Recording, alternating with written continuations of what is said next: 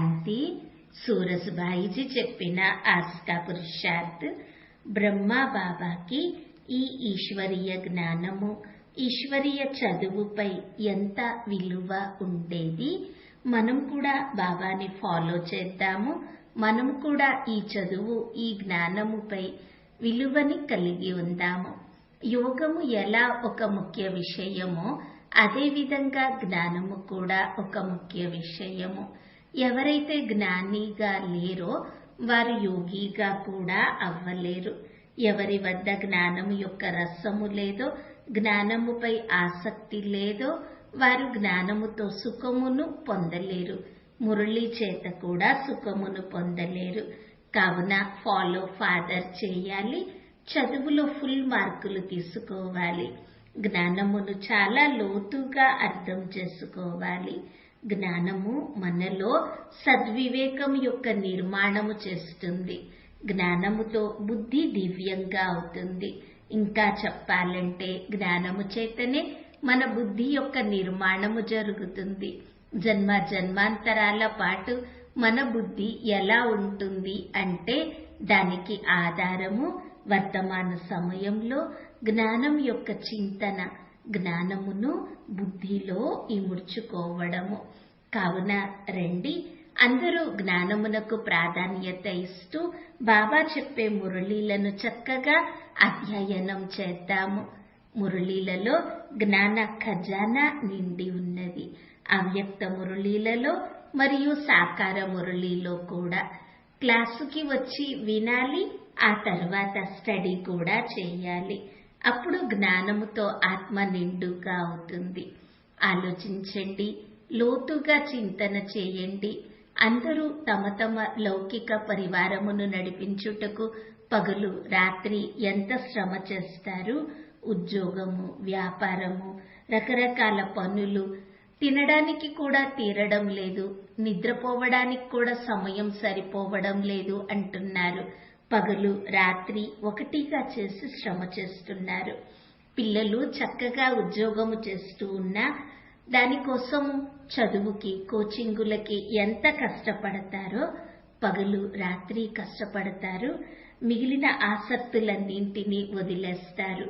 మరి ఆలోచించండి, భగవంతుడే మనకి ఎంత గొప్ప భాగ్యమును ఇస్తూ ఉన్నారు. ఎంత గొప్ప భాగ్యము అంటే 2 యుగాల పాటు అసలు ఏమీ సంపాదించే అవసరమే ఉండదు.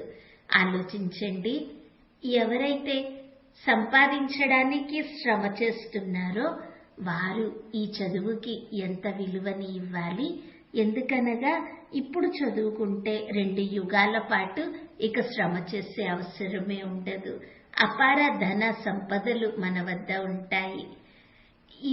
ఇస్తూ ఉన్నా తరగనటువంటి సంపదలు. వాస్తవంగానైతే సత్యయుగంలో ఎవరికి ఇచ్చే అవసరమే ఉండదు, కానీ సంపదలు అంత నిండుగా ఉంటాయి. త్రేతాయుగములో కూడా కిరీటధారిగా అవుతాము. ఆలోచించండి, ఇటువంటి మహనీయ భాగ్యము పొందుటకు ఏమి చేస్తున్నాము? అందరూ ఆలోచించండి.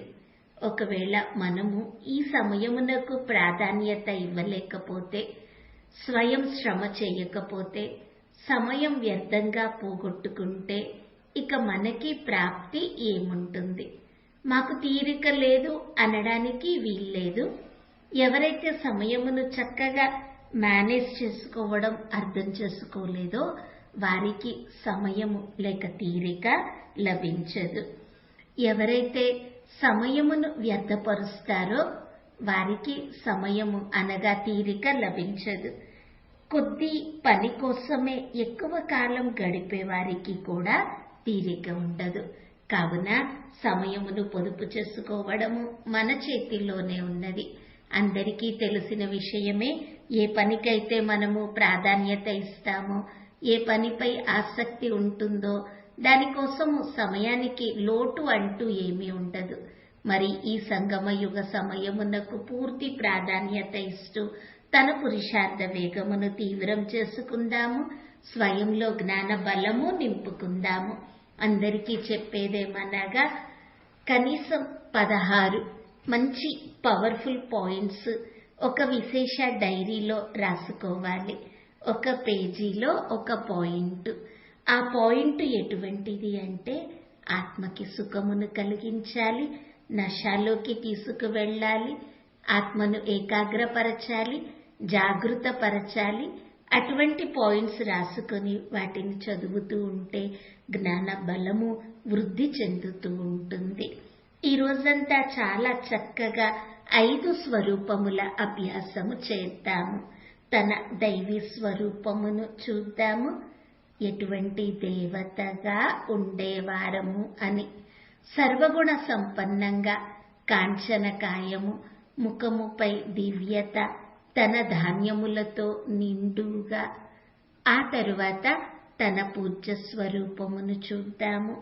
నేనే విఘ్న వినాశక గణేష్ని, అష్టభుజాధారి దేవతగా నాకు పూజ జరుగుతున్నది. మహావిష్ణువు రూపంలో నేను అందరి చేత పూజింపబడుతూ ఉన్నాను. ఇలా ఏదో ఒక పూజ్య స్వరూపముపై విశేష అటెన్షన్ ఇద్దాము. 5 స్వరూపాలలో ఈరోజు ఈ 2 స్వరూపాల అభ్యాసం చేద్దాము. దేవతా స్వరూపము మరియు పూజ్య స్వరూపము. ఇలా ఈ రోజంతా ఆనందముగా గడుపుదాము. ఓం శాంతి.